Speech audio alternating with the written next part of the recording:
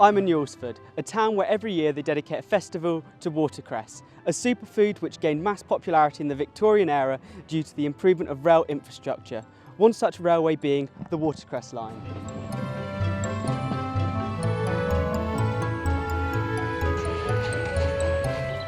Good morning, how are you today? Very good, thank you. How are you? Oh, fine, thank you.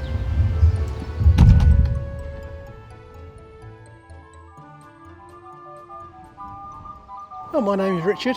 I'm a porter here at Medstead and Foremark Station. I've been volunteering on the railway now for about 13 years. The railway was responsible not just for carrying passengers but for carrying a lot of goods. Medstead and Foremark Station, this was on the line that ran from Waterloo to Southampton originally. It also transported goods, as particularly watercress, which was grown in abundance around here in the chalk streams of Hampshire.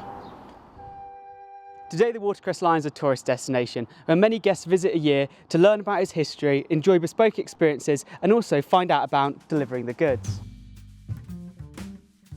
In the 1800s, when watercress was being produced locally in Hampshire, the transport was only by horse and cart.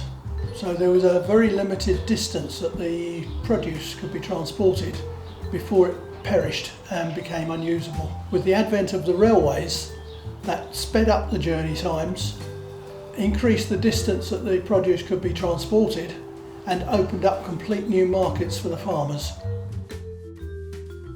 The watercress itself, it grows very well in the chalk streams of Hampshire. Because of that, the Watercress Line is in an ideal situation that it had easy access to those chalk streams. Railways were deemed to be what was known as common carriers. This basically meant that over a period of time, the books such as this were created.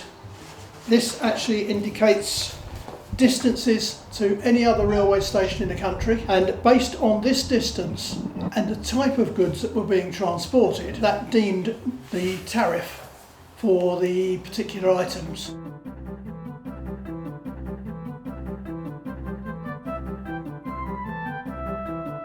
Yes, watercress is still a valuable product in this area, although these days none of it is transported by rail, it's all transported by road, unfortunately, but it's just how progress has gone over the years. And of course the distance it can be transported is now further than it ever was in railway days or whatever, because of the fact that the lorries that are used have also got refrigeration plants on them to help extend the shelf life. Here it's a legacy. This was a relatively rural line.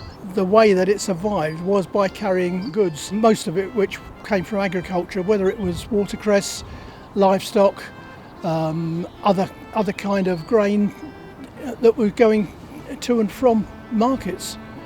Today, watercress is still grown in Earlsford and with national reach due to modern transportation. The Watercress Line gained its nickname from its local environment and top export like many other heritage railways did. It is wonderfully preserved today as a testament to a bygone era, local history, industry and the superfood that is watercress.